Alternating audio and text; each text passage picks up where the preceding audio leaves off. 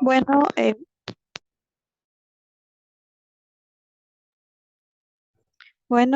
muy buenas noches a los participantes. Vamos a esperar que se vayan uniendo. Vamos a dar inicio a la clase. Vamos a darle la bienvenida al licenciado Alberto. Él es abogado, maestro, diplomado en gestión pública y educación superior. Tiene una especialidad en gestión educativa. Tiene una maestría en derecho administrativo, laboral y tributario y tiene más de 11 años de experiencia laboral. Licen, usted puede iniciar su clase cuando quiera.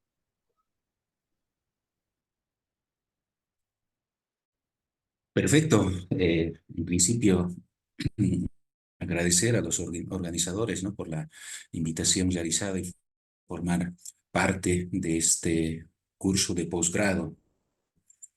Mi nombre es Alberto Durán, soy abogado y en esta oportunidad vamos a desarrollar algunos aspectos referentes a lo que es la legislación educativa. En ese sentido, doy una cordial también bienvenida a cada uno de ustedes, estimadas y estimados participantes, y bueno, ¿no? Que se pueda sacar el mejor provecho, ¿no?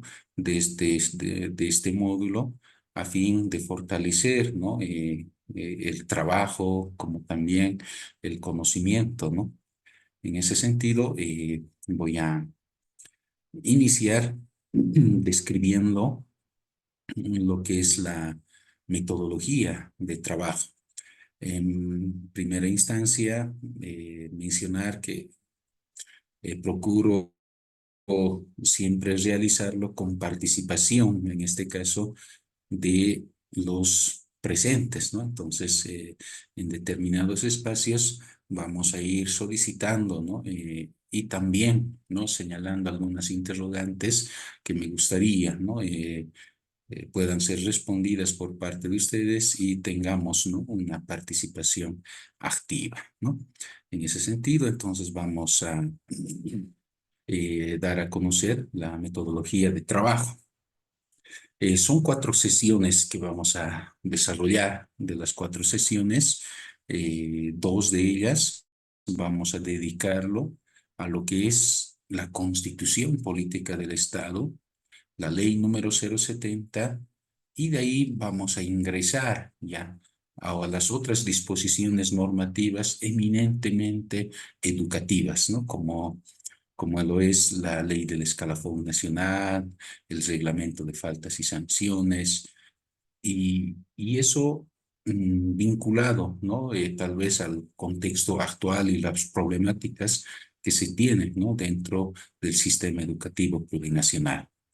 En primera instancia, mencionar que el ámbito educativo es todo un mundo.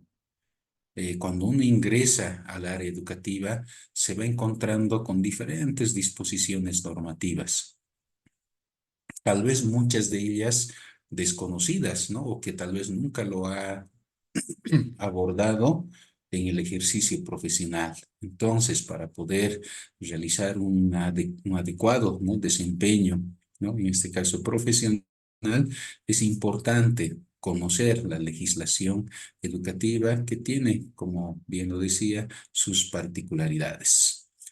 Entonces, en ese sentido, vamos a dar inicio eh, con esta temática fundamental que es la Constitución Política del Estado, para lo cual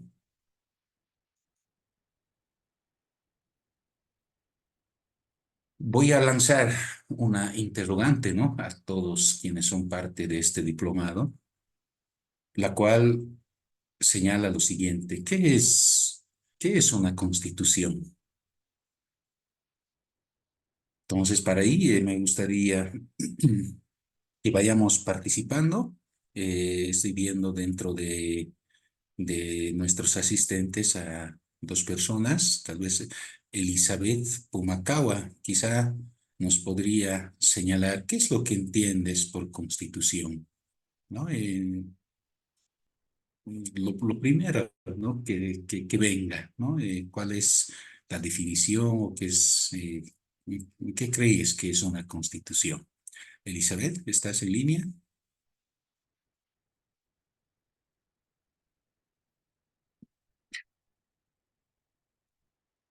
O César, tal vez.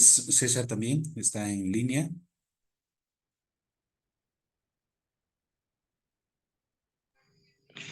Gracias. Muy buenas noches a todos.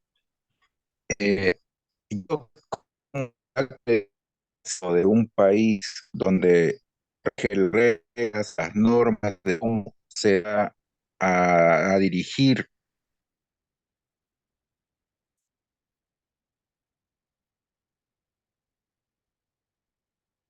Ujú.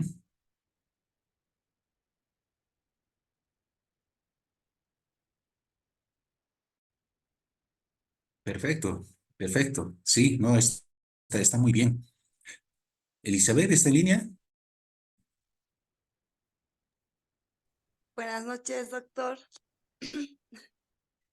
Hola. Buenas noches, estimada ¿Cómo está? Elizabeth. Buenas noches. Hemos iniciado esta presentación de la Constitución Política del Estado lanzando una interrogante de qué es una constitución, qué es lo que tú entiendes por constitución, en el entendimiento, ¿no? que tú tienes.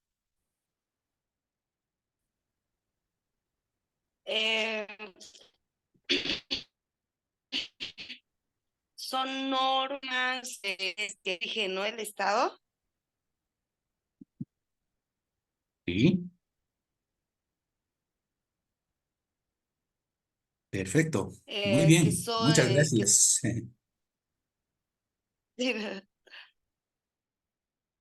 Bienísimo, muchas gracias César, Elizabeth, por su participación. Es importante, ¿no? Tener la opinión de cada uno de ustedes y vamos a ir lanzando, ¿no? Diferentes interrogantes a lo largo de estas sesiones de trabajo, a fin, ¿no? De que también puedan ustedes involucrarse, ¿no? Participando, ¿no? Activamente en el desarrollo, ¿no? De este módulo. Entonces, ¿qué es una constitución, no? En los noticieros, en la radio, en la televisión, en el celular, en diferentes aplicaciones de noticieros, vamos escuchando, ¿no? Sobre el tema de lo que es la constitución política del Estado, que hay un debate en el Parlamento donde mencionan, ¿no? que se está violando la Constitución o que no se está cumpliendo, ¿no? Ciertos artículos o ciertos preceptos, digamos, ¿no? Que están establecidos en la Constitución. Entonces, hay mucho debate, ¿no? Sobre lo que es la Constitución política del Estado. ¿Y qué es una Constitución? ¿No? Y ahí bien lo decía, ¿no? Que es una norma jurídica, ¿no? Una norma jurídica que rige, en este caso, el Estado. Para ello, vamos a trabajar en tres puntos, ¿no? Uno es que una constitución política del Estado es también una ley, ¿no? Es una ley, ¿no? Sin embargo, no es una ley cualquiera, ¿no? No es como una ley 348, no es tal vez, ¿no? Como una ley 2027 del Estatuto del Funcionario Público o una ley 2341 del procedimiento administrativo, ¿no?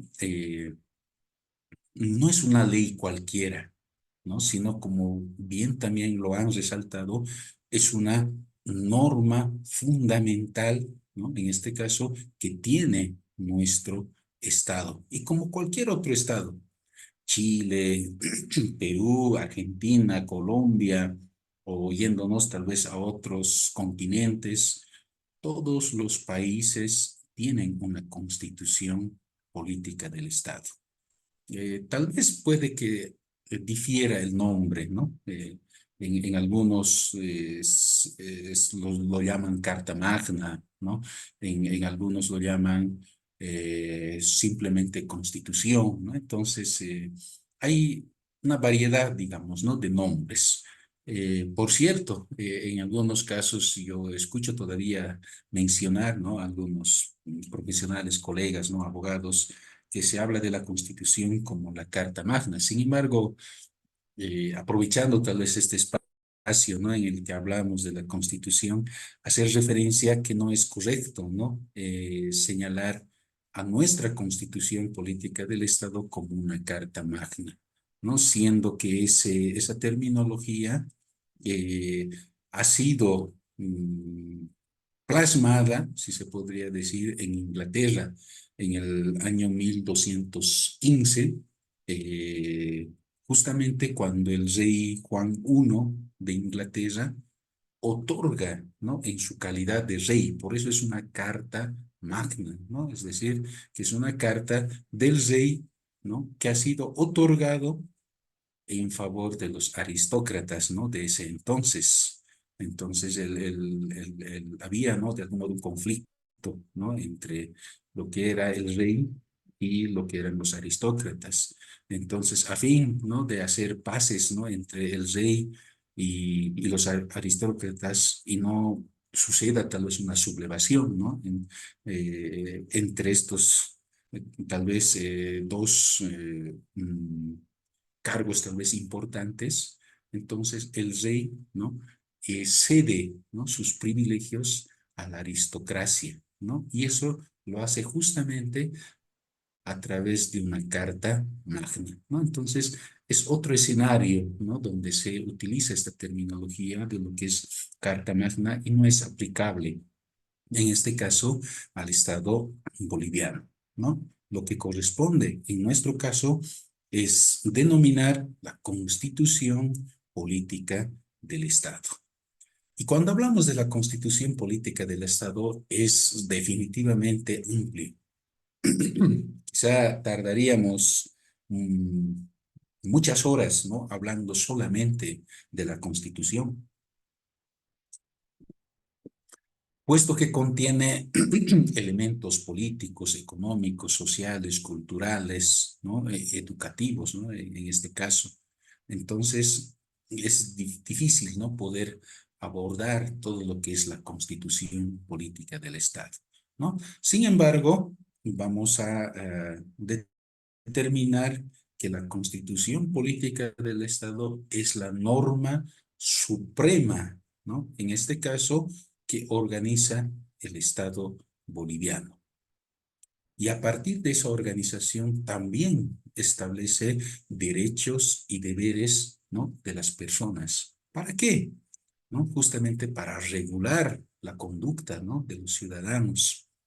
Entonces, eso es tal vez como un primer aspecto, ¿no?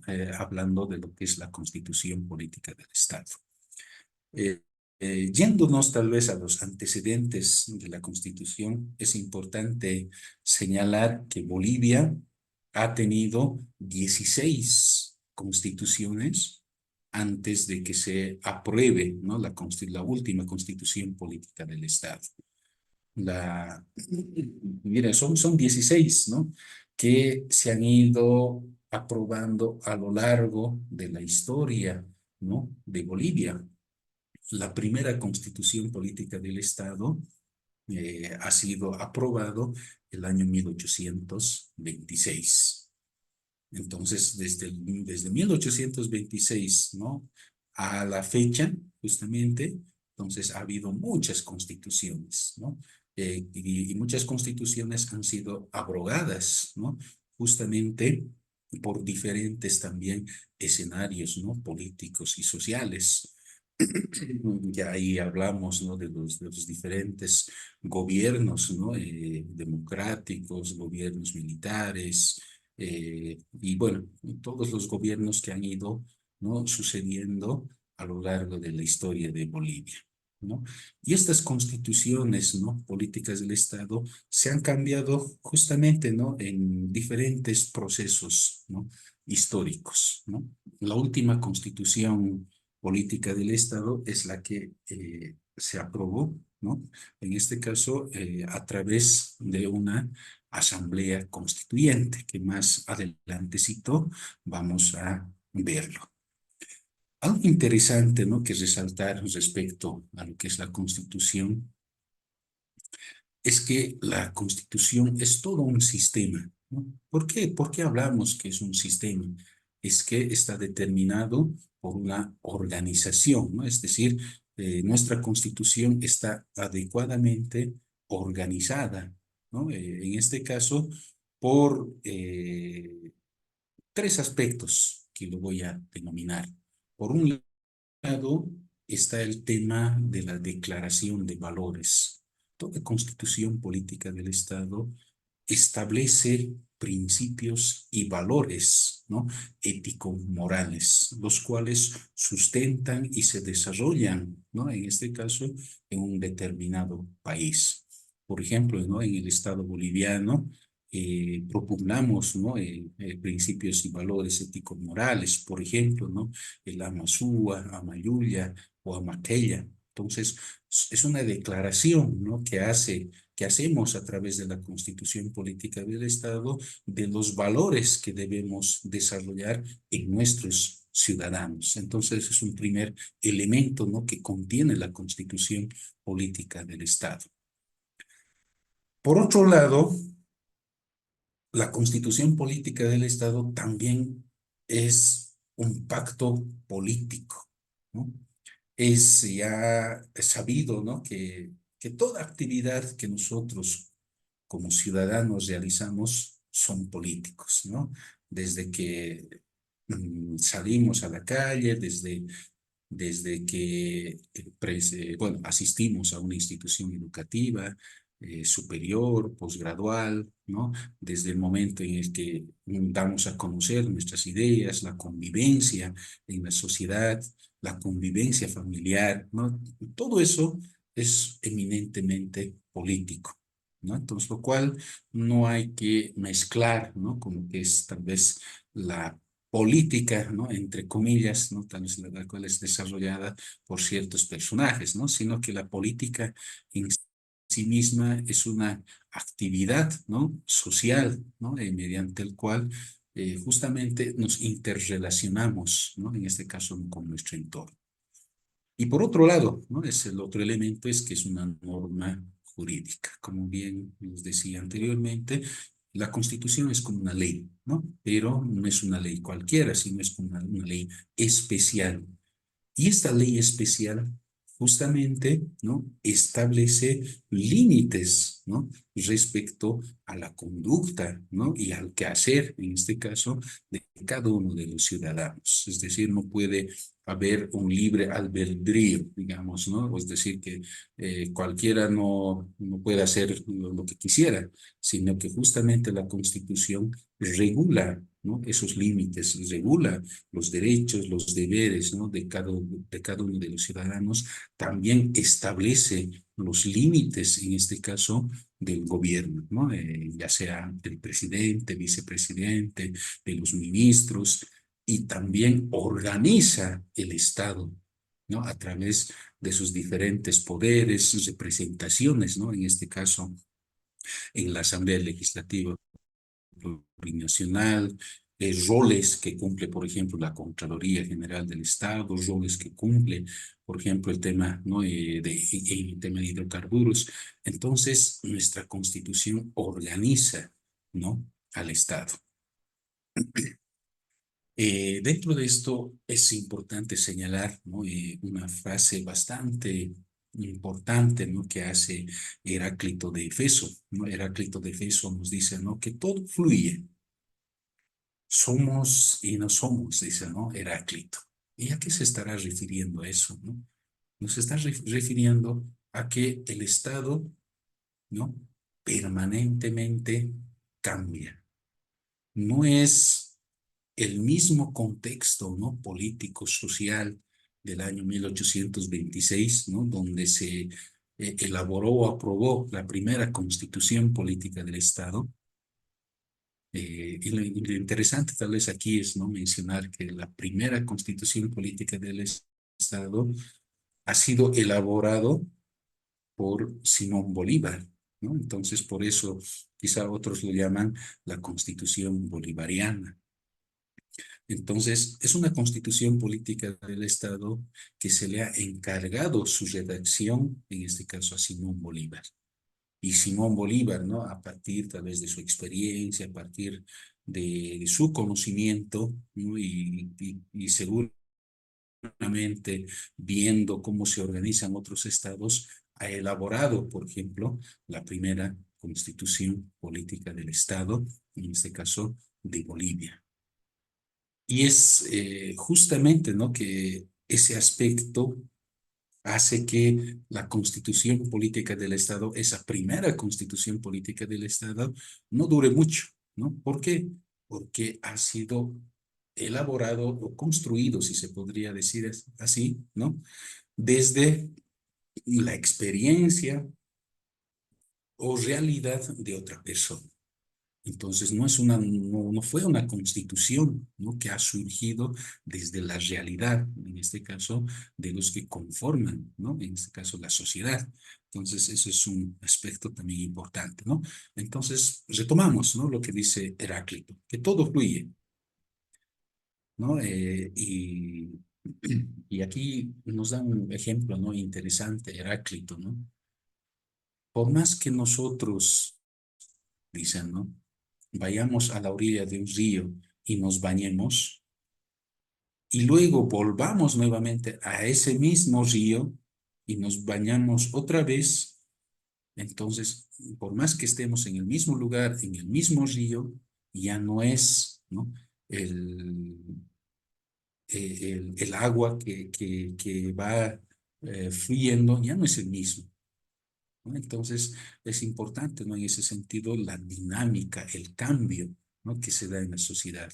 Y precisamente, ¿no? Por esos aspectos es que la constitución, ¿no? Política del Estado, a lo largo, ¿no? De los años, ha ido sufriendo importantes cambios, ¿no? Respecto a la declaración de los valores, respecto al tema de pactos políticos, respecto al tema de la regulación, ¿no? Entonces, todo eso va cambiando según, ¿no? En este caso, los contextos y realidades. Y en este punto hay un análisis, ¿no? Muy interesante, ¿no? Que realizan, ¿no? Algunos historiadores y también, ¿no? Entendidos, en este caso, en el derecho constitucional, ¿no? Y nos hablan de lo que es la constitución formal y lo que es la constitución real, ¿no? Entonces, a qué se referirá esto, ¿no? Cuando hablamos de constitución formal y constitución real? La constitución formal es la constitución, ¿no? Que tenemos, ¿no? Que está organizado en este caso, ¿no? Por artículos, por títulos, ¿no? Por parágrafos. Entonces, esa es la constitución formal. Todo lo que dice esa constitución, ¿no? Esa es la constitución formal, lo que nosotros vemos, ¿no? En este caso, en la constitución. Sin embargo, haciendo una contrastación de esta constitución formal, también tenemos una constitución real. Y cuando hablamos de una constitución real, nos estamos refiriendo a que si realmente, ¿no? Lo que refleja esta constitución está sucediendo, ¿no? En este caso, o se está cumpliendo, ¿no? En este caso, lo que establece la constitución.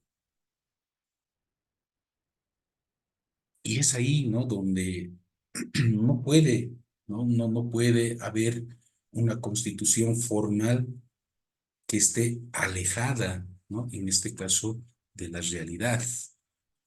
Y es precisamente, ¿no? Estos aspectos que han hecho que muchas constituciones vayan sufriendo cambios, ¿no? Porque tal vez esa constitución política del Estado estaba bien organizado, ¿no? Posiblemente esté haciendo referencia a los valores, a los principios, no esté haciendo referencia a que evidentemente se ha llegado a acuerdos, ¿no? En este caso políticos entre las diferentes alianzas, ¿no? De ese entonces que, que todos, digamos, ¿no? Han llegado a un pacto. Sin embargo, la realidad es otra.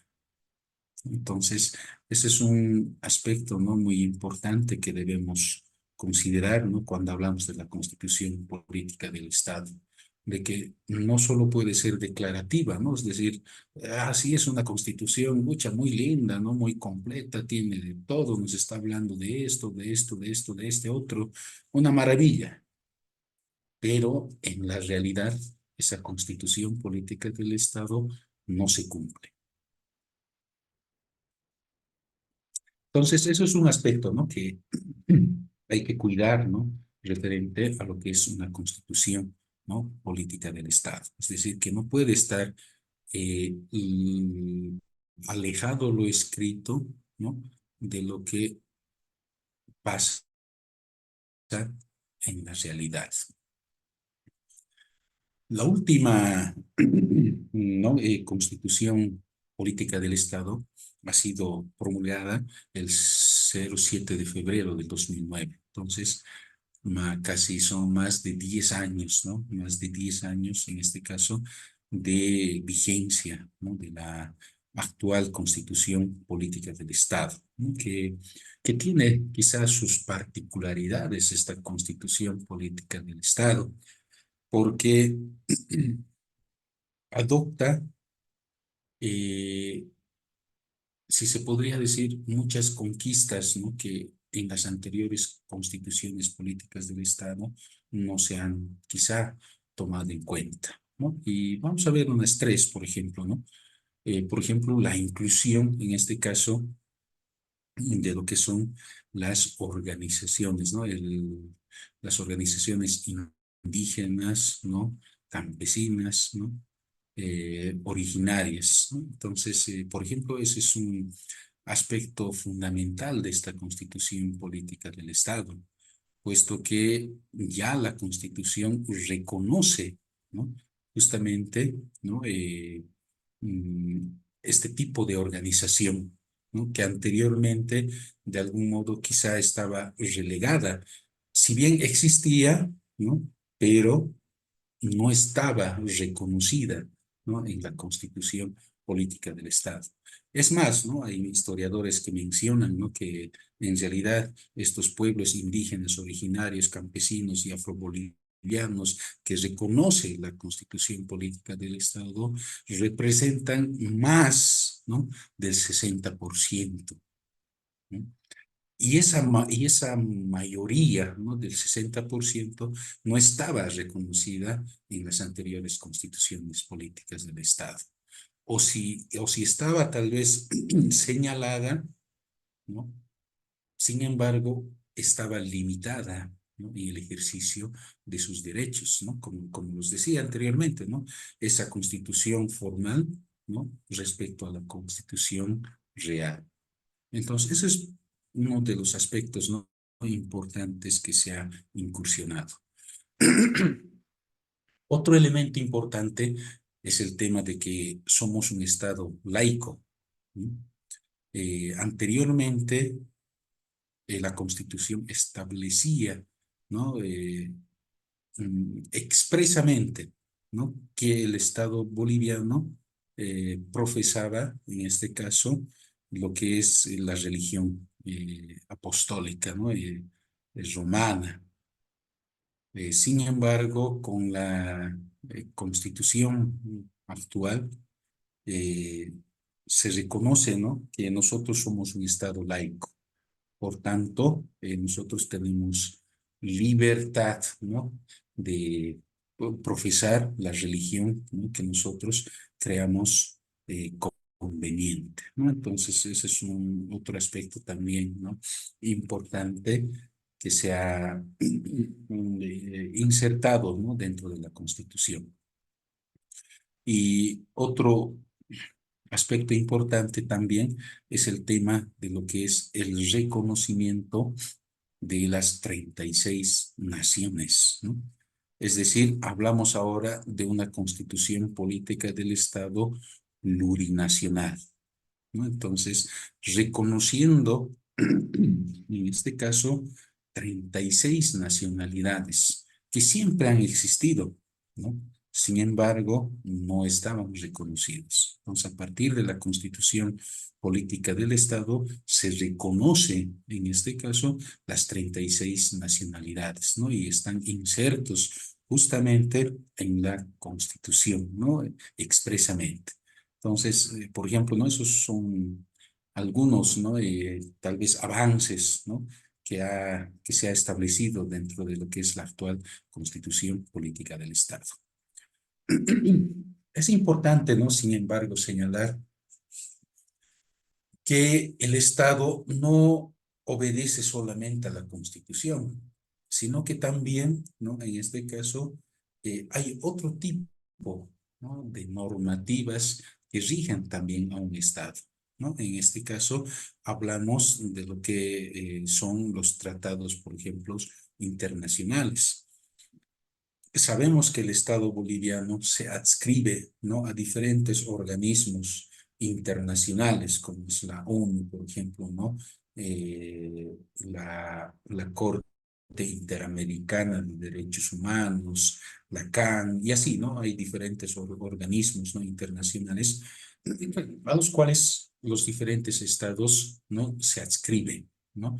Y al momento de adscribirse, también, ¿no? En este caso, se comprometen a su sometimiento y cumplimiento a estos tratados internacionales, ¿no? Entonces, por eso también, después de la Constitución Política del Estado, ¿no? Se consideran, en este caso, de aplicación obligatoria para el Estado boliviano, los tratados internacionales. Pero también hay otro tipo, tal vez no, de normas, ¿no? Que en este caso se emiten a través de lo que son las autonomías, ¿no? Y eso es también otro avance, ¿no? Que se ha dado a partir de la aprobación, en este caso, de la Constitución Política del Estado, que es el reconocimiento a las autonomías, ¿no? Sabemos, ¿no? Que en el Estado boliviano tenemos una autonomía, en este caso departamental, tenemos una autonomía municipal, tenemos una autonomía indígena, ¿no? Y una autonomía también regional. Son 4 tipos de autonomías que en este caso la Constitución Política del Estado reconoce, ¿no? Y este tema de la autonomía es un tema también que no es de hace 10 años o hace 15 años, sino es un tema que ya se habló ya hace mucho tiempo, ¿no? Sin embargo, tal vez no era abordado, ¿no? Dentro de lo que es la Constitución. Sabemos, ¿no? Que, por ejemplo, no ha habido contextos históricos en donde, por ejemplo, el Oriente ha demandado autonomía, ¿no? Para poder justamente, ¿no? Administrar sus propios recursos económicos, administrar en este caso, ¿no? O emitir leyes, ¿no? Dentro de su jurisdicción. Y precisamente eso se ha plasmado en la actual Constitución Política del Estado, reconociendo justamente las autonomías, ¿no? En este caso, departamental, municipal, indígena y lo que es la autonomía regional. Es por eso, ¿no? Que actualmente hablamos, ¿no? De que del gobernador, por ejemplo, ¿no? De un determinado departamento, emiten leyes, ¿no? A través justamente de su asamblea legislativa, o en este caso, los gobiernos autónomos municipales, por ejemplo, de igual manera emiten leyes municipales, ¿no? Y también las autonomías indígenas del mismo modo. Entonces, creo que también eso es un avance importante. Si bien actualmente hay expresiones, ¿no? De que tal vez necesitamos profundizar la autonomía, ¿no? Que todavía seguimos quizá siendo un Estado centralista. Entonces, creo que ese es un aspecto que hay que seguir, ¿no? Seguramente trabajando a fin de que se pueda profundizar, ¿no? Lo que es la autonomía. También existe otro bloque, en este caso de normativas, que son los decretos supremos, los reglamentos y resoluciones, ¿no? Y cuando hablamos de resoluciones, hablamos de las resoluciones ministeriales, por ejemplo, ¿no? Que emiten en este caso los diferentes órganos, ¿no? Del Estado, que son los ministerios. Entonces, esto es, por ejemplo, ¿no? Tal vez si se podría decir los niveles, ¿no? De normas, ¿no? Que se aplican en el Estado boliviano. Pero la norma suprema, ¿no? Que está por encima, ¿no? De cualquier norma es la Constitución Política del Estado.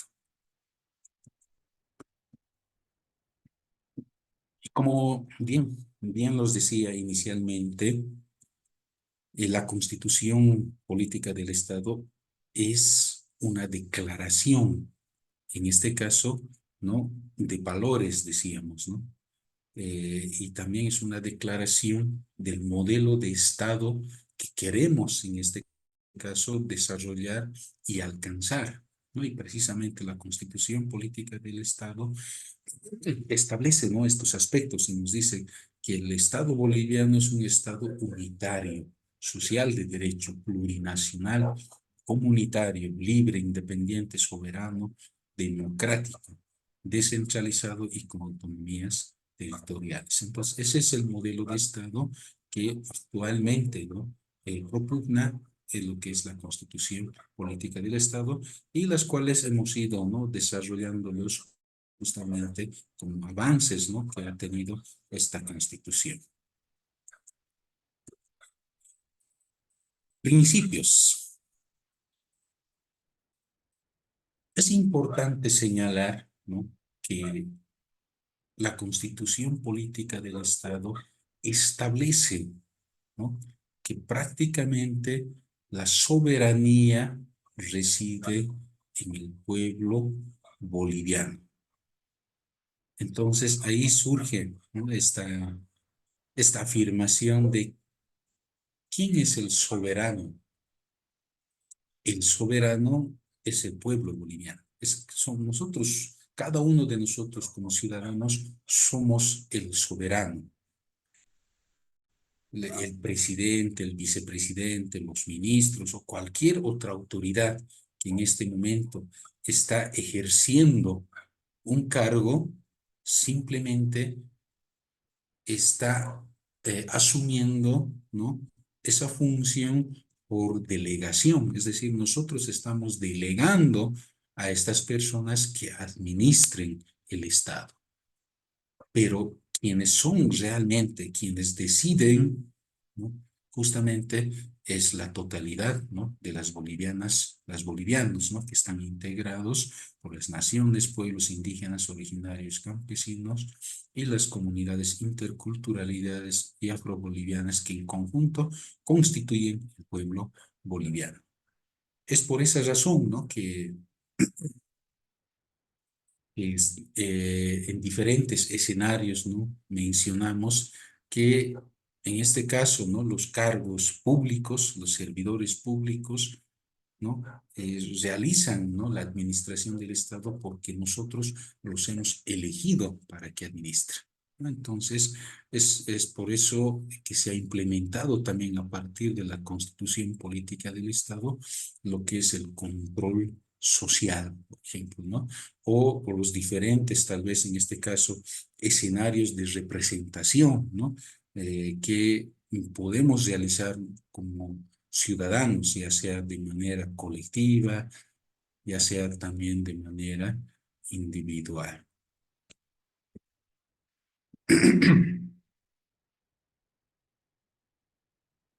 Bueno, esto ya lo habíamos visto, ¿no? Que toda constitución política del Estado establece, ¿no? Y declara ciertos valores, ¿no? Que deben ser desarrollados en este caso, ¿no? Como bien lo decíamos, en nuestros ciudadanos.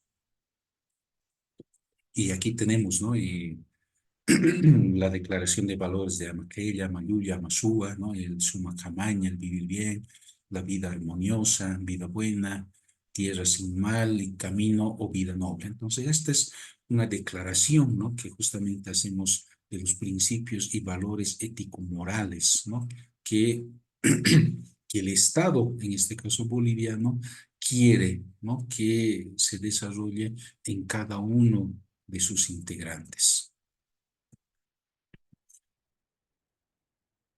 ¿Cuál es la función, ¿no?, del Estado? ¿Cuál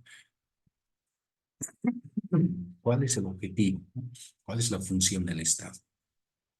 Vamos a ver algunas de ellas. Por ejemplo, garantizar el acceso de las personas a la educación, a la salud y al trabajo, ¿no? Y es ahí justamente, ¿no?, donde la Constitución Política del Estado nos habla de derechos, ¿no?, fundamentales que toda persona, sin distinción, ¿no?, en este caso, tiene acceso, ¿no?, como es el tema de la educación, el derecho a la salud, el derecho al trabajo, ¿no? Otro aspecto, fomentar el respeto mutuo, intracultural, intercultural y plurilingüe. Y justamente, ¿no?, por ese carácter de plurinacionalidad que tiene nuestro Estado boliviano, es importante, ¿no?, que exista esa interrelación justamente entre lo que son, ¿no?, las diferentes estructuras, ¿no?, por las cuales está compuesto nuestro Estado boliviano. Ya, entonces, por ejemplo, ¿no?, hablamos de la nación quechua, por ejemplo, ¿no? Entonces, la nación quechua, dentro de la nación quechua tiene que haber un respeto mutuo, pero también en su interrelación con otro tipo, ¿no?, de culturas también debe existir esa armonía, ¿no?, y respeto mutuo. El tema de lo que es garantizar la justicia social sin explotados ni explotadores, ¿no? Eh, Tal vez quienes tienen 90 años o tal vez entre los 80 y 90 años pueden ellos, ¿no?, declarar, ¿no?, en testimonios, ¿no?, en los cuales se ha vivido, ¿no?, diferentes tiempos, ¿no?, de quizá de explotación, ¿no?, laboral, justamente en los tiempos de los hacendados o tiempos, ¿no?, en los cuales había, ¿no?, personas prácticamente, ¿no?, que se sentían dueños, ¿no?, de las personas y de las tierras, ¿no? Entonces, a partir justamente, ¿no?, de las diferentes conquistas también, ¿no?, el tema de la explotación, ¿no?, prácticamente se ha eliminado, o sea, no hay, ¿no?, en este caso, esclavitud, ¿no?, en el Estado boliviano.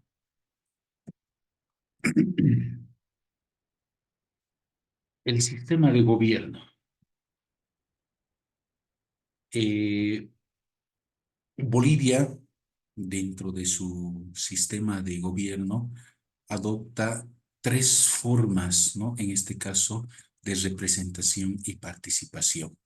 Por un lado, está dentro de lo que es la participación, tenemos, por ejemplo, ¿no?, el referéndum, el plebiscito, la iniciativa legislativa ciudadana, la revocatoria de mandato, cabildos, consultas previas. Entonces, por ejemplo, estos son los mecanismos, ¿no?, de participación que de manera colectiva o individual nosotros podemos ejercer, ¿no?, estos mecanismos a fin, en este caso, ¿no?, de garantizar lo que dice la Constitución Política del Estado. Muchos de nosotros hemos pasado por diferentes referéndums, ¿no?, en este caso, consultas, ¿no?, que se han hecho al pueblo boliviano sobre algún tema específico, en donde los cuales cada ciudadano ha dado su votación, ¿no?, ha dado su voto, ¿no?, ha dado su voto, en este caso, eligiendo una opción, ¿no?, que cree, ¿no?, en este caso, y responde, ¿no?, a la consulta que se le ha hecho. También tenemos ahí lo que es la iniciativa legislativa, el revocatorio, ¿no?, en este caso de mandato.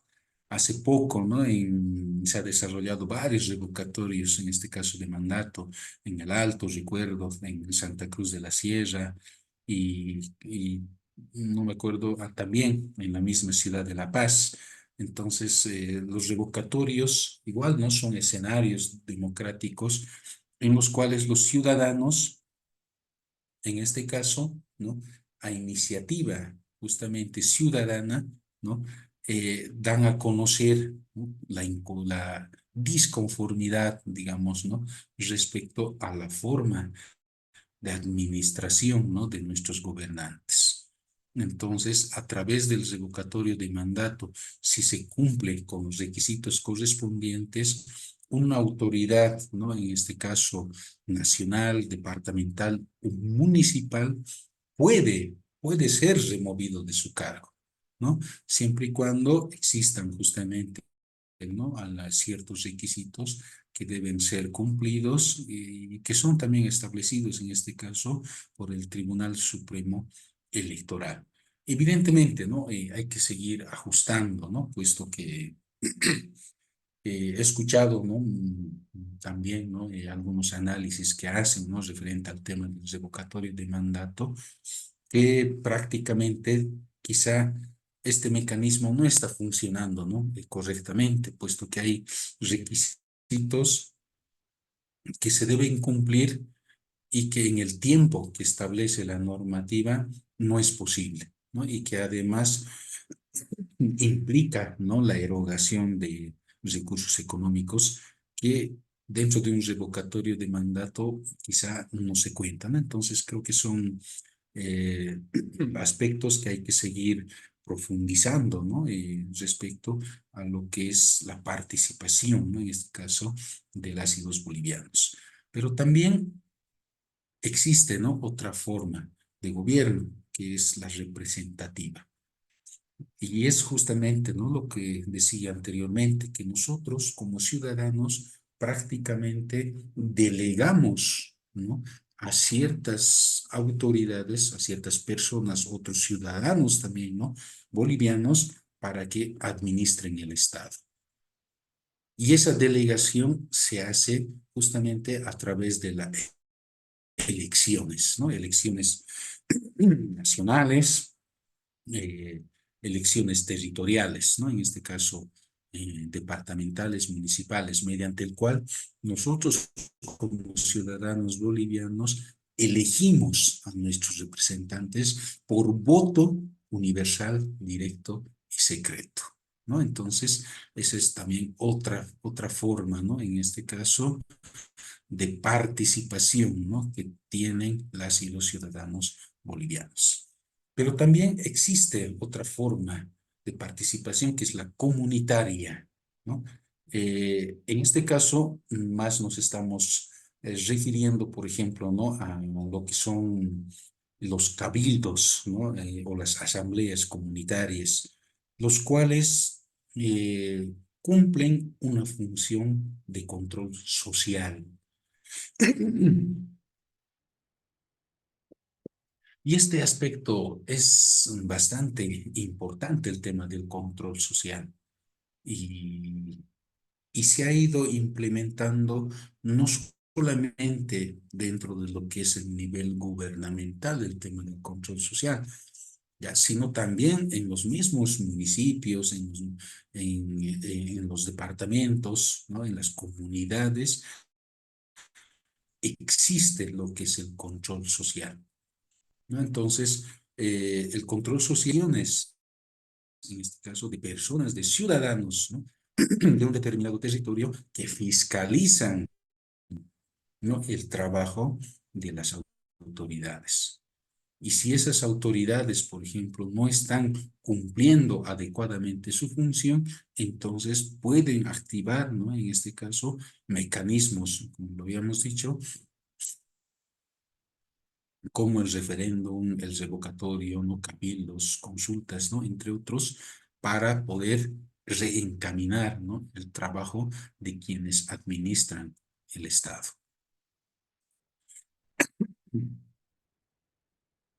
Los órganos del Estado, ¿no? Ahí tal vez también, ¿no? Hacer una aclaración que lo correcto es mencionar como órganos del Estado, ¿no? Y todavía hay muchas personas que todavía hablamos de poderes, ¿no? El poder, ¿no? El poder legislativo o poder ejecutivo. Sin embargo, la Constitución adopta, ¿no? La nomenclatura de que es un órgano del Estado. Y esto parte, ¿no? De esa premisa, ¿no? Y y sigo insistiendo, ¿no? En el sentido de que el soberano es el pueblo boliviano. Y es el pueblo boliviano quien delega, ¿no? En este caso, diferentes funciones dentro de la administración del Estado a personas, ¿no? Que son elegidos, ¿no? Por los mecanismos que hemos visto anteriormente. En ese sentido, los órganos del Estado son cuatro: el órgano legislativo, el órgano ejecutivo, el órgano judicial y tribunal constitucional, y lo que es el órgano electoral. Entonces, estos son los órganos del Estado. Vamos a ir desarrollando algunas de ellas. El órgano legislativo. Cada día hablamos, ¿no?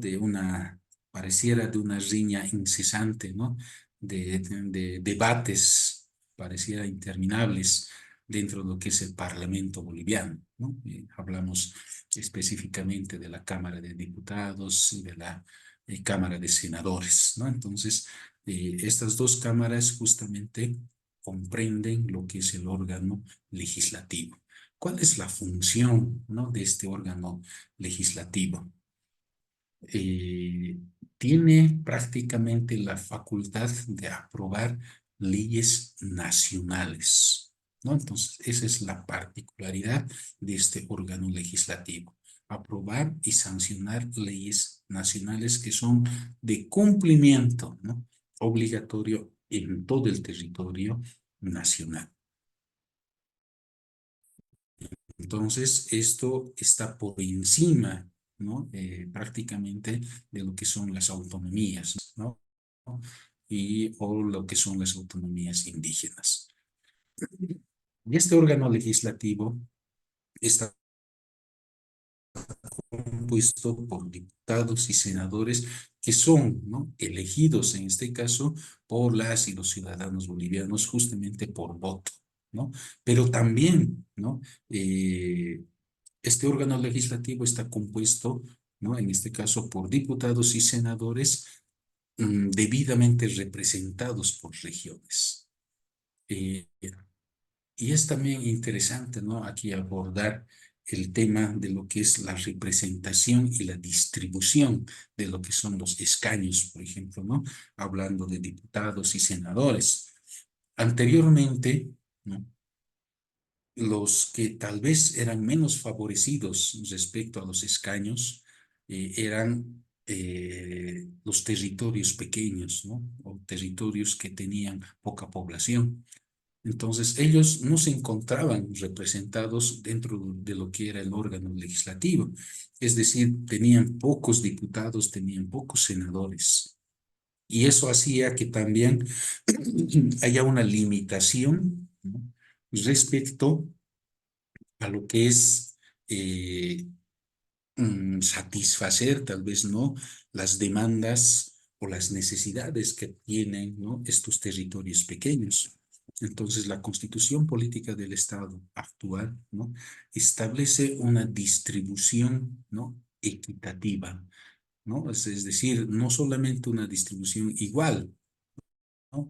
Igual es diferente a lo que es lo equitativo, ¿no? Entonces, en este caso, también los territorios pequeños con poca población están representados, ¿no? En este caso, dentro de lo que es la Asamblea Legislativa Plurinacional, ¿no? Entonces, y eso también es un hito, ¿no? También bastante importante, porque en anteriores periodos, quienes asumían estos cargos de diputados y senadores eran sobre todo, ¿no?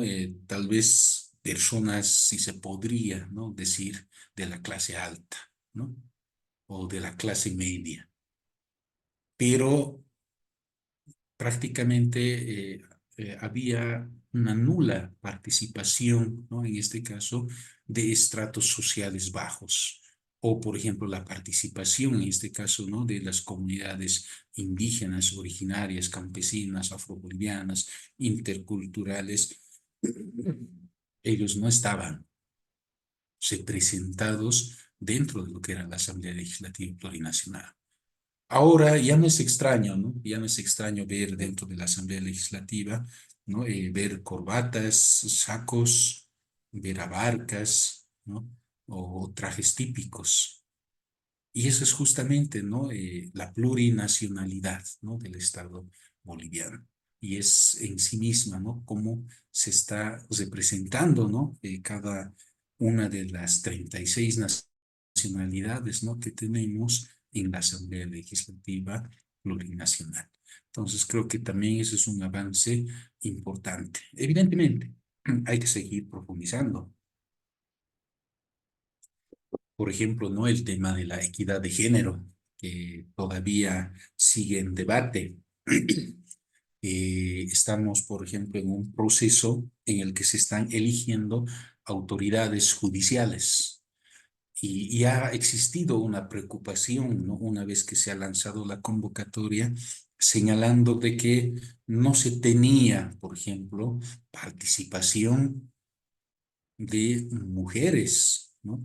Eh, no ha habido postulaciones de mujeres, o sea, son muy pocas las postulaciones de mujeres a lo que es la administración de la justicia.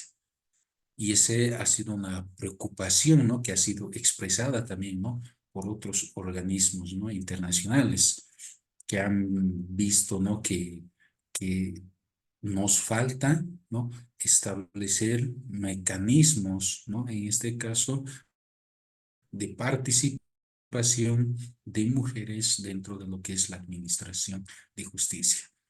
Entonces, como que la mayoría de los postulantes son varones, ¿no? Entonces, creo que esos aspectos todavía hay que seguir profundizando. Y evidentemente, ¿no? Ahí también surge otra, otra línea, ¿no? Donde nos dicen tampoco, pero podemos obligar, ¿no?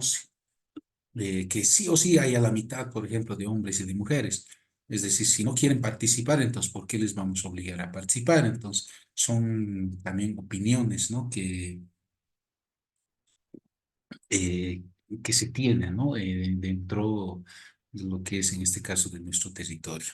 Y ahí, tal vez un poquito como un tema de debate, eh, ¿cuál es la opinión que tienes, por ejemplo, Luis Fernando Ruiz, debe ser, ¿no? Luis Fernando Ruiz, respecto a la participación de mujeres, ¿no? O a lo que actualmente llamamos, ¿no? La equidad, ¿no? Dentro de lo que es la administración del Estado, ¿no? Por ejemplo, hablamos de la representación, en este caso de la Cámara de Diputados, senadores, o este tema, ¿no? De las elecciones judiciales. ¿Cuál es tu opinión, ¿no? Respecto a la participación de mujeres, ¿no? O el tema de lo que es la equidad.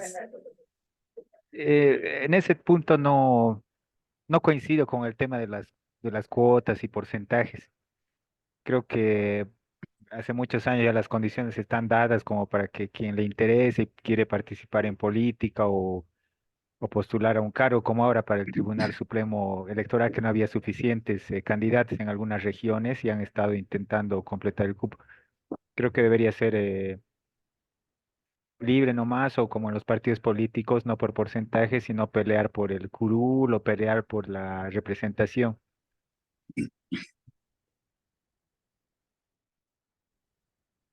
Perfecto, muchas gracias por tu opinión. No, y justamente, ¿no? Ese tipo de opiniones, ¿no? Surgen en el día a día, ¿no? Evidentemente, ¿no? La norma establece que tendría que haber una representación equitativa, ¿no? Entre hombres y mujeres. Sin embargo, también no hay estas opiniones de decir, tampoco podemos obligar, ¿no? Es decir, no podemos llenar el vacío por llenar, simplemente, ¿no? Sino que tendría, ¿no? En este caso, que haber también, ¿no? Una vocación, ¿no? En este caso de servicio, tendría que haber un interés, ¿no? Legítimo, ¿no? De las personas de ser parte, ¿no? De, pues, por ejemplo, si hablamos, ¿no? De la Asamblea Legislativa o del órgano judicial. Gracias por tu participación, Luis. Claro. Seguimos, el órgano ejecutivo, ¿no? Es también otro de los órganos del Estado que prácticamente es responsable de la administración pública. Y esta administración pública lo realiza a través de una estructura, ¿no? que llamamos una estructura del órgano ejecutivo, el cual está compuesto por el presidente, el vicepresidente y los diferentes ministerios, ¿no? Eh, estos ministerios están ejercidos por una ministra o un ministro, ¿no? de Estado. Estos ministros prácticamente son designados, ¿no? Por el presidente, ¿no? Entonces, él es quien designa, ¿no? a las ministras y a los ministros, quienes, en este caso, ¿no? administran, ¿no? la función pública. Órgano judicial. El órgano judicial prácticamente está desarrollado por el Tribunal Supremo de Justicia, ¿no? Y a la vez también por los tribunales departamentales, los tribunales de sentencia y los jueces, ¿no? Entonces, el órgano judicial está a cargo de lo que es la administración de la justicia. Y cuando hablamos de justicia, con seguridad, ¿no? Vamos a tener opiniones muy diversas, ¿no? Eh, Uno, desde que la justicia que ya no funciona, ¿no? De que está totalmente maleada, como así, ¿no? Hay opiniones, ¿no? Dentro de diferentes escenarios, ¿no? Eh, como que también, ¿no? Ideas de que es necesario cambiar la justicia. Es en ese sentido, ¿no? que el órgano judicial está dirigida, ¿no? Si se podría decir, por el Tribunal Supremo de Justicia. Pero algo interesante, ¿no? que esta Constitución Política del Estado, ¿no? ha acuñado dentro de sus preceptos es la incorporación del Tribunal Constitucional Plurinacional. Y esta instancia, ¿no? no existía anteriormente, ¿no? Y se ha incorporado justamente por la actual, ¿no? Constitución Política del Estado. Y este Tribunal Constitucional, ¿no? Plurinacional tiene como finalidad, ¿no? En este caso, ¿no? y como objetivo, ser un guardián, ¿no? del cumplimiento de la Constitución. Y es la única, ¿no? y eso es importante que lo sepan, que el Tribunal Constitucional Plurinacional es la única instancia que puede, en este caso, ¿cómo podríamos decirlo? Analizar, ¿no? la Constitución. Es la única instancia que puede interpretar, ¿no? Lo que la Constitución realmente nos quiere decir. Por eso actualmente hay muchos amparos constitucionales, ¿no? que es justamente un mecanismo también, ¿no? que la Constitución ha establecido para que cualquier persona, ¿no? Que sienta que ha sido, en este caso, tal vez no ha sido respetado en sus derechos, ¿no? y ha existido una violación, ¿no? a sus derechos fundamentales, entonces recurra, ¿no? en este caso, la jurisdicción constitucional. Y el Tribunal Constitucional Plurinacional, desde su creación, ha establecido diferentes lineamientos de interpretación de la Constitución. Evidentemente, ¿no? La Constitución, un artículo determinado, nos expresa algo, ¿no? Pero cuando hay, ¿no? una duda de qué es lo que realmente quiere decir ese artículo, entonces en este caso el Tribunal Constitucional hace un análisis, ¿no? Vuelve, si se podría decir, ¿no? a, a lo que quisieron decir, en este caso, quienes formaron parte de la Asamblea Constituyente. ¿Cuál era la voluntad, ¿no? real, ¿no? De quienes en ese momento, ¿no? formaba parte de la Asamblea, que es lo que realmente buscaba la Constitución. Entonces, se vuelven, ¿no?, justamente a esos antecedentes y el Tribunal Constitucional Plurinacional hace la interpretación, ¿no?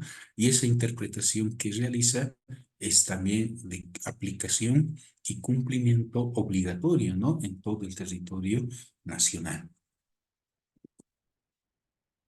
Seguimos, ¿no? Es el último, es el órgano electoral, ¿no? De igual modo, no existía, ¿no?, este órgano electoral anteriormente, sino en la anterior constitución solamente hablábamos de 3 poderes del Estado.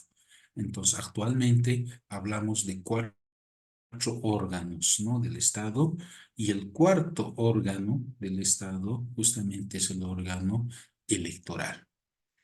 El órgano electoral es responsable de organizar, administrar y ejecutar los procesos, ¿no?, electorales, así también como de publicar, ¿no?, los resultados oficiales. Entonces, para eso, ¿no?, el órgano electoral realiza, ¿no?, procesos, ¿no?, electorales en donde las y los ciudadanos, ¿no?, depositan su voto, ¿no?, y ejercen, ¿no?, ese derecho justamente de elegir y de decidir, ¿no?, directamente por medio de sus representantes. Entonces, esta es la función, ¿no?, que tiene el órgano electoral.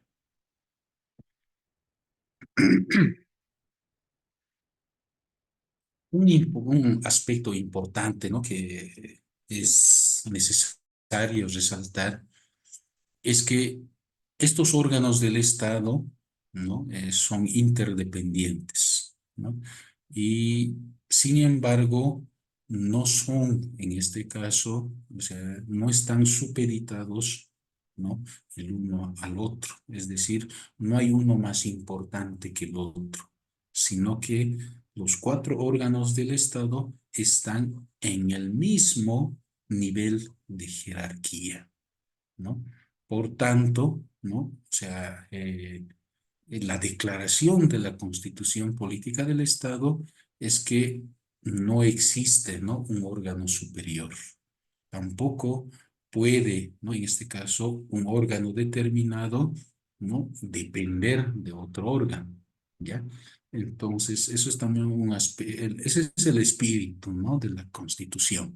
Sin embargo, al respecto, también, ¿no?, hay diferentes opiniones, ¿no?, en que no se está respetando la independencia, ¿no?, de los órganos del Estado.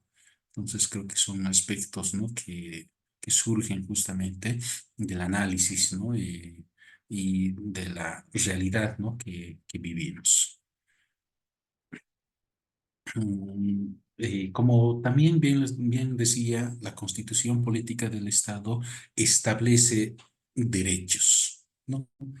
Y dentro de los derechos hablamos de lo que son los derechos fundamentales. Y la Constitución Política del Estado establece, ¿no?, como derechos fundamentales, por ejemplo, el derecho a la salud, el derecho a la vida, ¿no?, el derecho a la educación, ¿no?, que son derechos fundamentales. Y todo derecho que está establecido en la Constitución Política del Estado y que sean reconocidos también a través de tratados internacionales con otros organismos, ¿no?, internacionales, son inviolables, son indivisibles, son interdependientes, progresivos, universales. Dentro de estas características, ¿no?, que tienen estos derechos, por ejemplo, hablar de lo que es el tema de progresivo. Es decir, que los derechos siempre tienen que tender, ¿no?, a mejorar las condiciones de las personas. Es decir, no pueden los derechos, o sea, tienen que siempre ir mejorando. Entonces, por eso hablamos de que una de las características importantes de los derechos fundamentales es la progresividad. No puede retroceder, sino al contrario, tiene que haber avances, ¿no? Respecto a los derechos universales, ¿no? Cuando hablamos de derechos universales, nos estamos refiriendo a que es de cumplimiento obligatorio en todo el territorio nacional y no puede haber discriminación, ¿no? En el ejercicio de sus derechos, ¿no? Ya sea en el área urbana, en el área rural, ¿no? O si hablamos en el tema de autonomías, no puede ser diferente, ¿no? En el tema de lo que es la administración departamental, municipal, regional o una jurisdicción indígena. Entonces, es universal, es para todos, ¿no? Prácticamente. Y cuando decimos inviolables, nos estamos refiriendo a que estos derechos son de cumplimiento obligatorio. Y el hecho, ¿no? De que en este caso se limite, ¿no? O se impide el ejercicio de este derecho, entonces podemos, en este caso, acudir, ¿no? A la jurisdicción constitucional a través de un amparo, por ejemplo, ¿no? Que es lo más, tal vez, usado, ¿no? En este tiempo para justamente restituir, ¿no? Y prevalecer de los derechos fundamentales.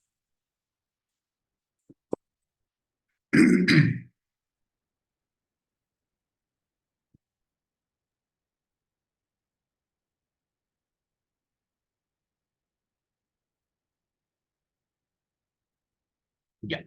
Eh, Dentro del tema de los derechos, voy a hacer un particular énfasis, ¿no?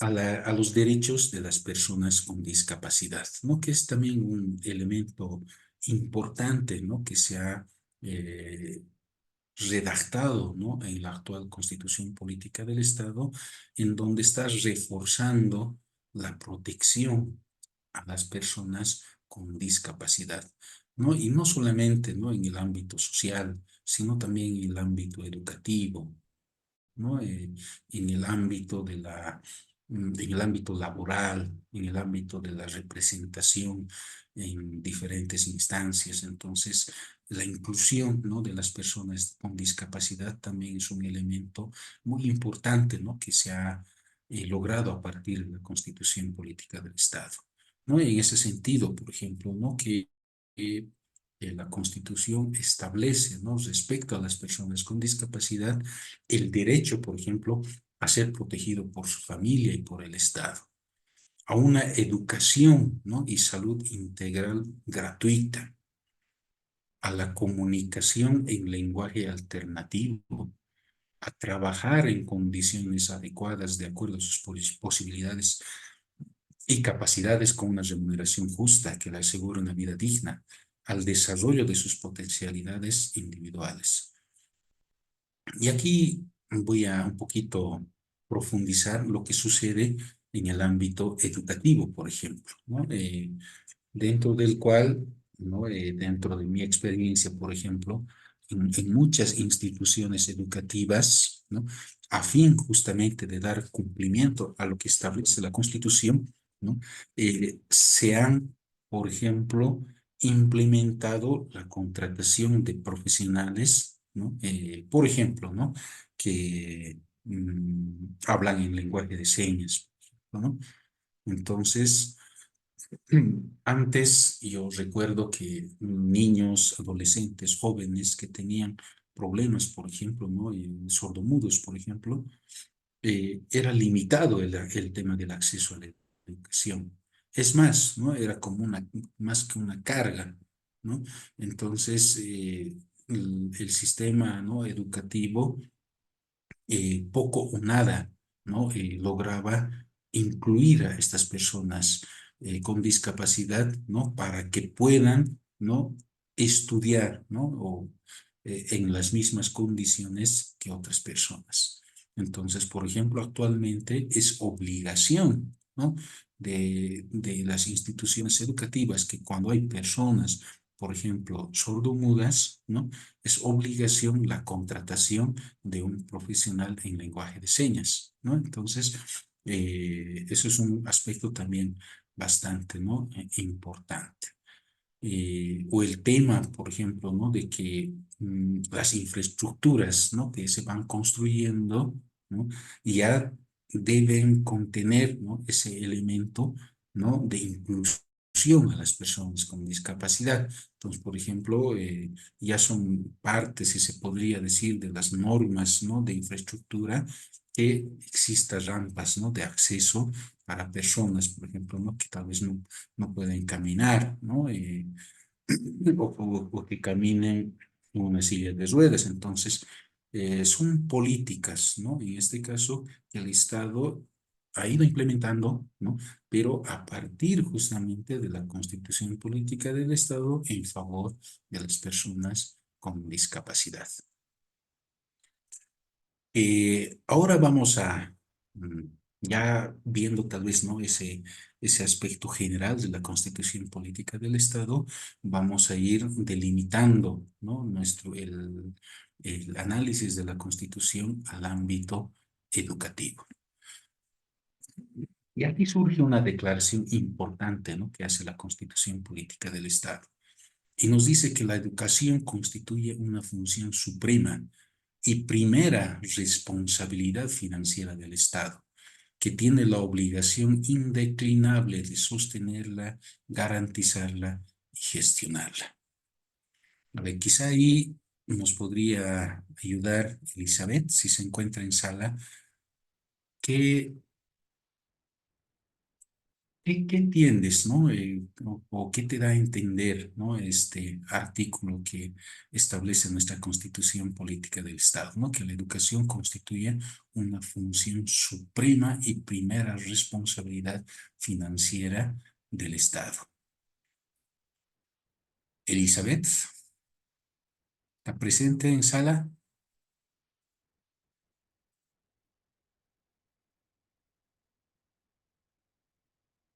Parece que no. Luis, tal vez podrías señalar que, que comprendes, ¿no? Respecto a lo que establece este artículo. Creo que es un enunciado solamente que no se aplica en la práctica, en el sentido de que el Estado tiene obligación de asignar recursos para garantizar la educación, sobre todo la pública y gratuita escolar, ¿no? Porque las universidades tienen su propio sistema de financiamiento. Digo que no se cumple porque se ve que hay otras instituciones estatales que tienen absorben mayor cantidad de recursos, ¿no? Que el Ministerio de Educación, digamos. Ujú. Perfecto, Luis. Sí, al respecto, ¿no? Justamente, eh, de igual modo, también hay una variedad, ¿no? De opiniones, ¿no? Y cuestionamientos también, ¿no? Respecto al tema de la inversión en educación, ¿no? Hemos hablado por mucho tiempo, ¿no? De que mínimamente tendría que haber una inversión del 10%, ¿no? En este caso, del presupuesto, ¿no?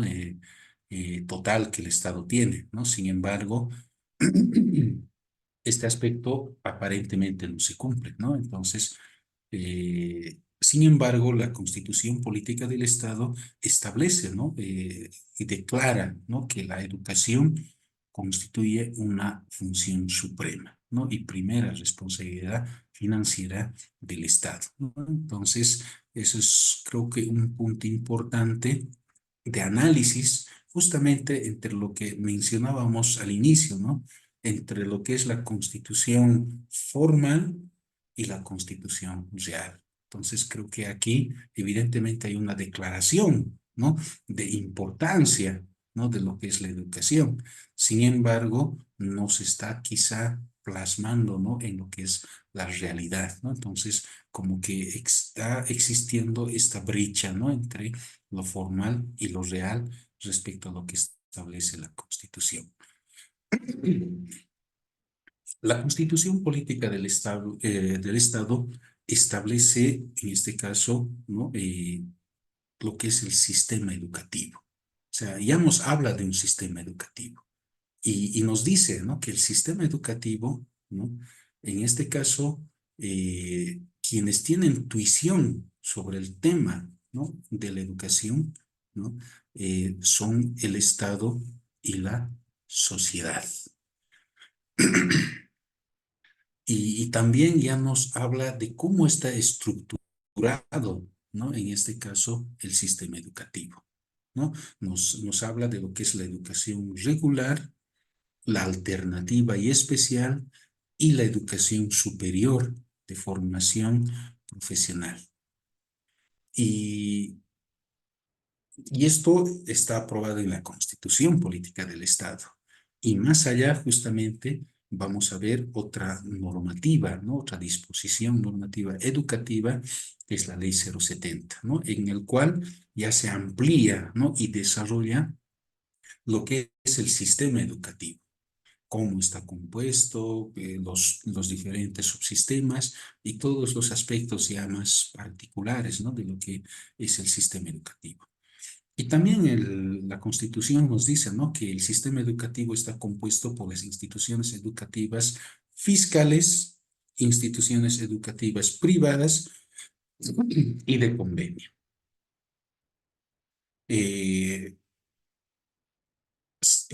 es importante, ¿no?, tal vez mencionar que en este aspecto todavía el Estado boliviano propugna, ¿no?, lo que es la educación fiscal, ¿no? Sin embargo, ¿no?, por ejemplo, en el país vecino de Chile, ¿no?, y tal vez como en otros países, o con el caso, por ejemplo, de Argentina, ¿no?, que con el cambio de gobierno también apuntan más a lo que es la educación privada, ¿no? Es decir, que el Estado eh, se vuelve más como un regulador, ¿no?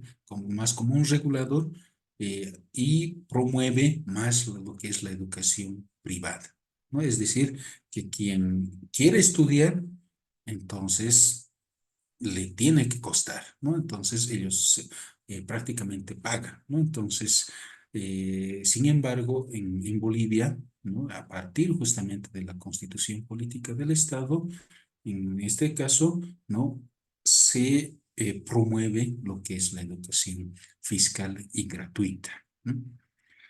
Es importante resaltar que dentro de la educación, la Constitución Política del Estado también establece, en este caso, la participación activa, ¿no?, de las madres y padres de familia, ¿no? Eh, en sentido de elegir, ¿no?, la educación que más convenga, ¿no?, en este caso, para sus hijos. Es decir, las madres y padres de familia pueden elegir, ¿no?, que su hija o hijo pueda ingresar, ¿no?, al sistema educativo fiscal, a una institución educativa privada, o tal vez a una institución educativa de convenio, ¿no? Entonces, hay esa libre elección, ¿no?, en este caso, para poder, en este caso, estudiar, ¿no? Entonces, y es interesante, ¿no?, así haciendo un análisis social, que muchos padres o madres de familia hacen el esfuerzo, por ejemplo, ¿no?, de que sus hijos estudien en una institución educativa privada. He visto muchos casos alrededor mío, y seguramente también ustedes, ¿no? Ya ya sean ustedes mismos o tal vez de sus familiares, que procuran, ¿no?, que sus hijos e hijas puedan estudiar en instituciones educativas privadas.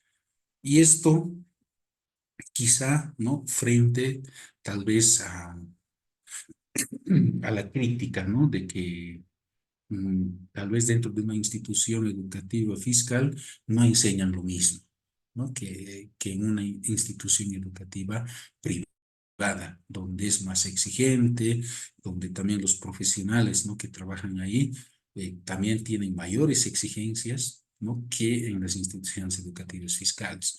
Entonces hay esa crítica, ¿no?, social, ¿no?, dentro de nuestro medio, y eso hace que muchos padres de familia hagan el esfuerzo, ¿no?, de que sus hijas e hijos puedan estudiar, ¿no?, en instituciones educativas privadas. ¿Qué nos dice la Constitución Política del Estado respecto al sistema regular, ¿no? Que es uno, justamente, ¿no?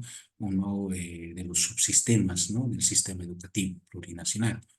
Y ahí nos habla que la educación es obligatoria hasta el bachillerato, ¿no? Entonces, esto es un elemento importante porque, ¿no? Ya es una política, ¿no? En este caso nacional, de que toda persona, en este caso, mínimamente, tiene que estudiar hasta el bachillerato, ¿no? Entonces, una obligación.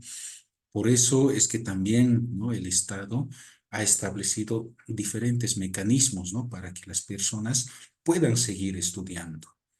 Por un lado, hablamos, por ejemplo, ¿no? de una educación, ¿no? En este caso regular, ¿no? Por ejemplo, donde según las edades correspondientes, las y los estudiantes van, ¿no? Desarrollando su formación educativa. Sin embargo, sabemos también que hay personas que no han logrado estudiar, ¿no? Y que se encuentran en desventaja, ¿no? Que por su edad, ¿no? Tal vez ya no pueden ingresar, ¿no? Al sistema regular. Entonces, para eso también existe la educación alternativa, ¿no? Que generalmente está desarrollado por los centros de educación alternativa, o lo que llamamos, ¿no? Más los centros nocturnos, ¿no? Donde personas que tal vez no han tenido la posibilidad de estudiar, entonces pueden, ¿no? Continuar estudiando hasta el bachillerato, ¿no? Entonces creo que ese es un elemento también, ¿no? Importante que está, ¿no? En este caso, la administración pública también, ¿no? Ver estos mecanismos de que se pueda cumplir. Otro elemento importante es que la educación fiscal es gratuita, ¿no? En todos sus niveles hasta el superior. Y cuando hablamos en todos sus niveles hasta el superior, estamos hablando desde el nivel inicial, ¿no? Hasta lo que es el sistema universitario, ¿no? Entonces, la Constitución Política del Estado establece, ¿no? Y garantiza, en este caso, la educación fiscal gratuita. Asimismo nos dice, ¿no? Que a la culminación de los estudios del nivel secundario se otorgará el diploma de bachiller con carácter gratuito e inmediato. Cabe resaltar, ¿no? Que anteriormente los diplomas de bachilleres, por ejemplo, eran otorgados por las universidades públicas. Entonces tú estudiabas en el colegio, ¿no? Y una vez que terminabas lo que era cuarto medio, entonces iniciabas tu trámite del diploma de bachiller en una universidad pública. Y la universidad pública justamente tenía, ¿no? esa competencia, ¿no? De emitir los diplomas de bachilleres, pero con un costo. En cambio, ¿no? Justamente, ¿no? A partir de la Constitución Política del Estado, estos diplomas de bachilleres ya no son emitidos por las universidades públicas, sino es por el Ministerio, en este caso, de Educación. Y es con carácter gratuito. Y generalmente estos diplomas de bachilleres se entregan a la finalización de la gestión, ¿no? Y que en un acto público, ¿no? Que es desarrollado por las direcciones departamentales de educación, entonces se entregan, ¿no? Estos diplomas de bachilleres con ese carácter gratuito inmediato. Entonces creo que ha existido, ¿no? Ese cambio respecto a la administración de los diplomas de bachilleres. Otro elemento importante es la participación, ¿no? En este caso, activa de las madres y padres de familia en el sistema educativo. Hace un momento habíamos mencionado, ¿no? Que quienes ejercen, ¿no? En este caso, ¿no? Tuición sobre el sistema educativo es la sociedad entre uno de ellos, ¿no? Y el Estado.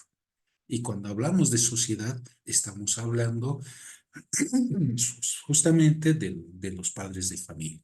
Entonces hay una participación, ¿no? En este caso, si se podría decir permanente, ¿no? Y exige justamente ¿no? A partir de la Constitución, la organización de las juntas, por ejemplo, ¿no? De padres de familia, ¿no? Para que hagan seguimiento al trabajo de los docentes, por ejemplo, ¿no? Y vean si se está o no alcanzando, ¿no? La educación, ¿no? De calidad, ¿no? Que se espera en este caso, ¿no? Dentro del sistema educativo. Asimismo, también otro elemento importante es de que el Estado debe promover y garantizar la educación permanente de niñas, niños y adolescentes con discapacidad o con talentos extraordinarios en el aprendizaje. Hace un momento ya hemos un poco abordado el tema, ¿no? De personas con discapacidad y cómo se tienen que establecer, ¿no? En este caso, políticas de inclusión, ¿no? Dentro del sistema educativo. Sin embargo, quiero un poquito hacer énfasis en lo que son los niños, niñas, adolescentes con talentos extraordinarios. Sabemos, ¿no? Que hay muchos niños, niñas y adolescentes que tienen una capacidad diferenciada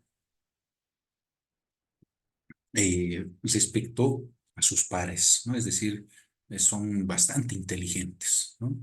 Y estos niños, niñas, adolescentes inteligentes no están siendo, si se podría decir, ¿no? Por un lado, no se está fomentando, ¿no? A mejorar esas capacidades. Pero por otro lado, también, ¿no? Existe esa fuga, ¿no? De estos talentos extraordinarios hacia otros países. Eh, Hay muchos, ¿no? Adolescentes que han mostrado un aprendizaje muy diferenciado, o sea, personas muy inteligentes, adolescentes muy inteligentes, que han sido identificados, ¿no? Por otros países y les han dado becas, ¿no? En otros países para que puedan estudiar y puedan desarrollar esa inteligencia. Y creo que es un aspecto que no está quizá, no está siendo profundizado, ¿no? Dentro del sistema educativo. Si bien la Constitución Política del Estado establece, ¿no? Y garantiza, ¿no? Esta educación de talentos extraordinarios, pero en la práctica creo que no está todavía, ¿no? A la altura de esa exigencia, ¿no? O de ese propósito, ¿no? Que busca la Constitución. Entonces, eso es un aspecto también importante que aborda, ¿no? La Constitución. Sin embargo, al parecer, ¿no? Dentro de la práctica no se está fomentando, ¿no? Adecuadamente, ¿no? Como establece la Constitución. Los anteriores lineamientos eran más para el sistema educativo regular. Ahora vamos a hablar de lo que son los lineamientos generales en educación superior. Y ahí hablamos de que la educación superior está conformada por las universidades. Por un lado, las escuelas superiores de formación docente, que ahora se llaman escuelas superiores de formación de maestras y maestros, y los institutos técnicos tecnológicos. Entonces, cuando hablamos de educación superior, estamos hablando de universidades, de escuelas superiores de formación de maestros y de institutos técnicos tecnológicos. Ahora, dentro de lo que son las universidades, ¿no? La Constitución Política del Estado reconoce, ¿no? En este caso, la vigencia de las universidades públicas, ¿no? Y su autonomía, ¿no? La autonomía eh, hace referencia a la libre administración de sus recursos, a elegir a sus autoridades, ¿no? Y también su personal docente y administrativo. Entonces, creo que es el tema, ¿no? De las universidades públicas, ¿no? Y su autonomía ya prácticamente, ¿no? Deviene de muchos años, ¿no? Y el cual se ha mantenido, ¿no? Las universidades públicas tienen sus propios estatutos, ¿no? Entonces, a través, ¿no? En este caso de su sistema de organización, aprueban sus estatutos, ¿no? Justamente para poder administrar las universidades públicas. Y tal vez ahí hacer referencia también, ¿no? Que el Estado tiene que garantizar, en este caso, ¿no? El financiamiento, ¿no? Para el funcionamiento de las universidades públicas. Universidades privadas. También se reconoce, ¿no? En este caso, la Constitución Política del Estado reconoce también el funcionamiento de las universidades privadas. Sin embargo, cabe aclarar que las universidades privadas no cuentan con este carácter de autonomía, ¿no? Sino que al contrario, se rigen, ¿no? En este caso, por las disposiciones emitidas por el Ministerio de Educación. Entonces, la instancia que regula el funcionamiento de las universidades privadas es el Ministerio de Educación. Sin embargo, se reconoce, ¿no? En este caso, el funcionamiento de estas universidades.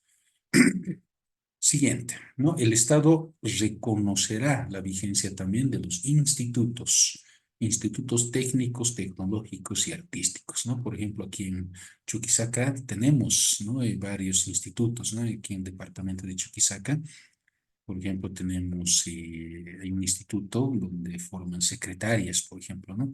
Secretarias a nivel técnico medio, ¿no? También en la parte contable, ¿no? Entonces, eh, estos institutos técnicos se diferencian de las universidades porque otorgan, en este caso, formación, ¿no? Títulos de formación hasta nivel técnico medio, ¿no? Y en algunos casos hasta nivel técnico superior, ¿no? Entonces, en cambio, las universidades privadas, ¿no?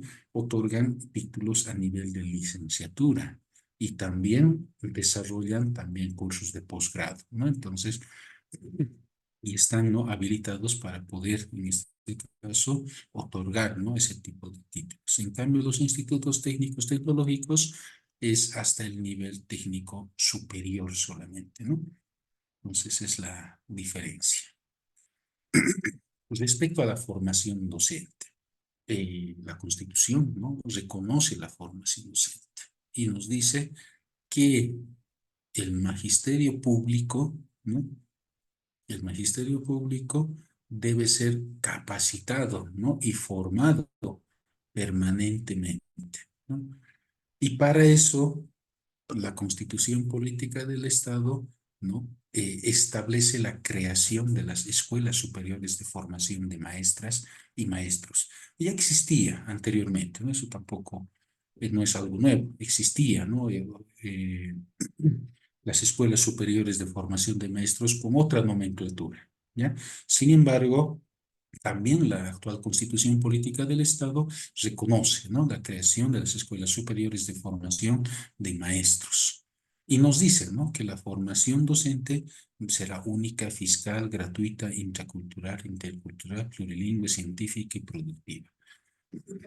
Actualmente, en el Estado boliviano, tenemos 26, ¿no? Escuelas superiores de formación de maestras y maestros que están ubicados, ¿no? En diferentes departamentos.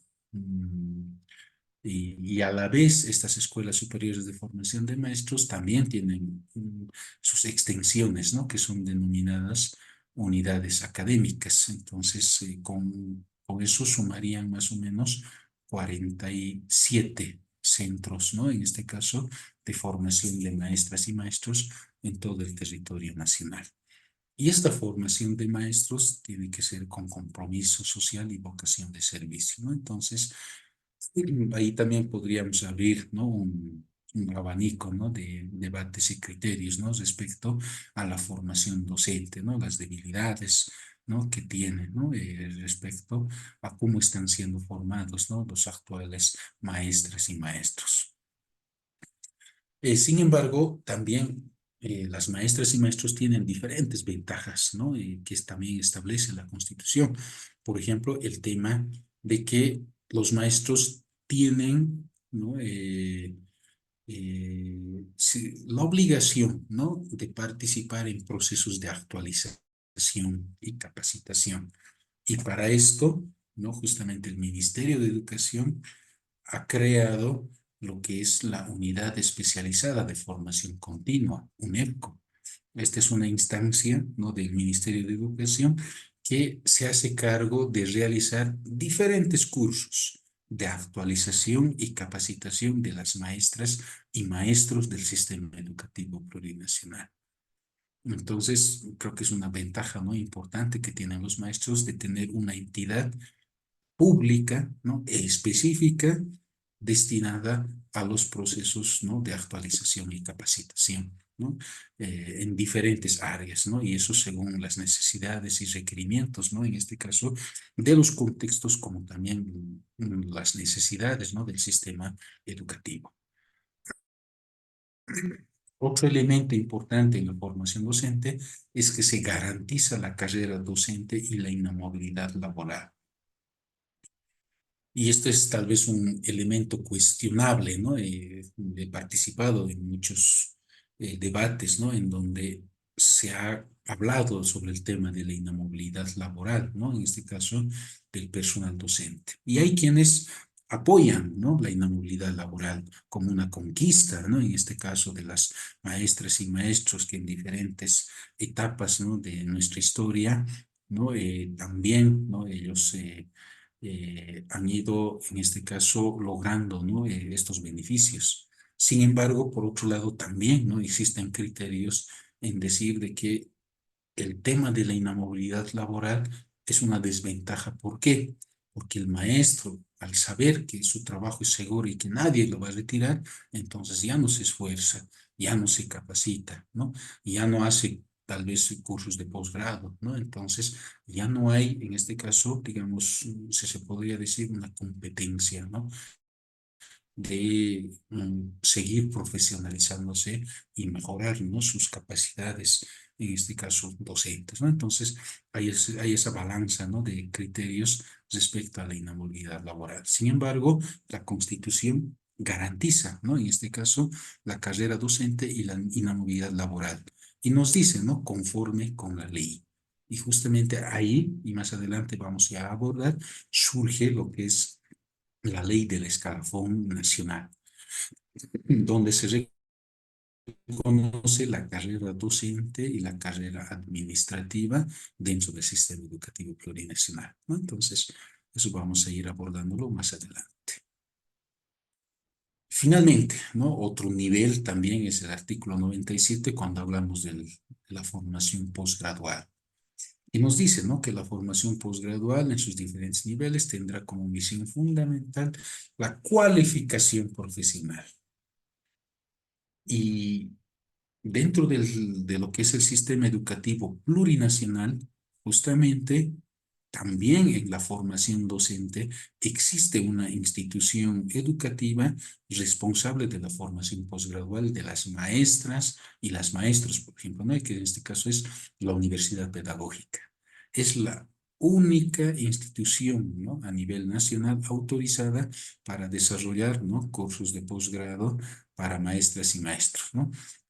Sin embargo, también, ¿no?, es también de conocimiento que también las universidades públicas, ¿no?, y privadas también, ¿no?, realizan ofertas, ¿no?, en este caso de posgrados para maestras y maestros. Y de este modo culminamos con lo que es la Constitución Política del Estado. Le he dado un énfasis, ¿no?, en hablar de estos aspectos, puesto que van a ser la base para poder, ¿no?, en este caso, comprender toda la estructura educativa, ¿no? Como bien decía inicialmente, el tema educativo es todo un mundo, ¿no?, y tiene sus propias normativas, como vamos a ir abordando, ¿no? Entonces es importante aterrizar adecuadamente, ¿no?, a partir de la Constitución Política del Estado respecto a cómo funciona, ¿no?, en este caso el sistema educativo. Entonces, de ese modo, muchas gracias a cada uno de ustedes por su atención y nos estaremos encontrando el día de mañana. Sin embargo, si tuvieran alguna duda o consulta, también estamos prestos, ¿no?, a responder.